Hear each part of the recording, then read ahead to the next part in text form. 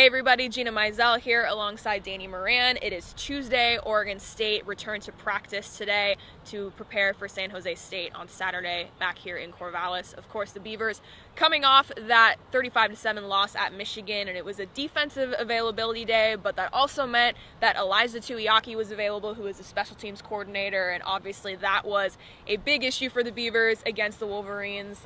A lot of miscues in multiple areas. So you spoke to Tuiaki. What did he have to say about that performance? Well, I think the biggest one that stood out as far as special teams play was Ryan Navarro's botch snap that went over Nick Porepski's head, ended up on the 3-yard line. Michigan was then able to punch the ball in. I think, there's no loss of faith in Ryan Navarro.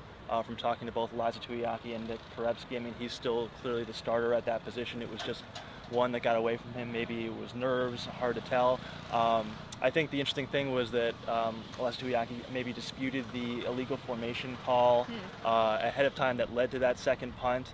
Basically said that the player who lined up kind of checked with the ref and thought he had the okay of kind of where he was and where he was lined up, and then that ended up not being the case and the flag was thrown.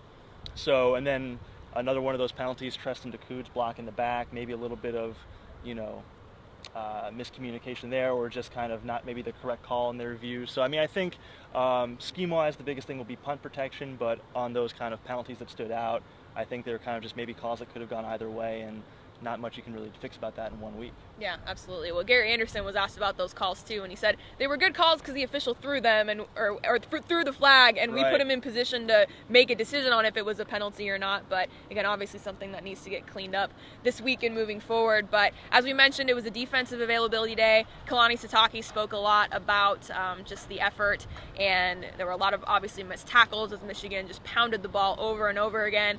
But he said that guys were kind of not necessarily trying to wrap up and give a good fundamental tackle. They were sometimes trying to strip the ball. They said that actually the fact that Michigan fumbled on the first snap of the second half was maybe a bad thing, and just because guys were then trying to strip the ball rather than go for the tackle. But also some changes on the defensive side. Brighter Ogwebu was back at practice. He admitted he was suspended for the Michigan game and did not make the trip for an undisclosed personal mistake. And Ricky Ortiz, who's been playing some H-back, some tight end, was a fullback in the old offensive system, now back at linebacker, or moved to linebacker. So they're trying to add some depth there for sure. Yeah, which they've been trying to do for a while. Tanner Sanders, obviously, who's now playing baseball. There was talk about maybe he would do that.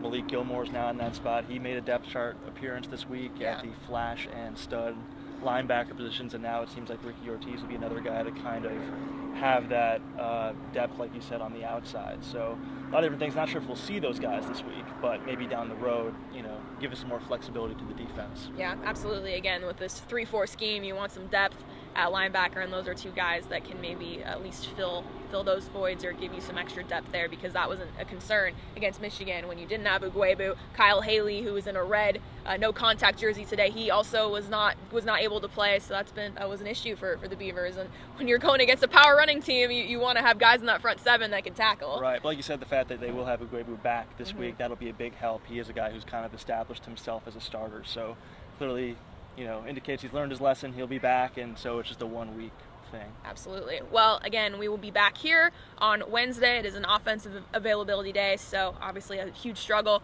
on that side of the football for the Beavers against the Wolverines, so we will get all the recaps from coaches and players about that performance and how to move forward against San Jose State. So for Danny Moran, I am Gina Mizell. We will catch you back here on Wednesday.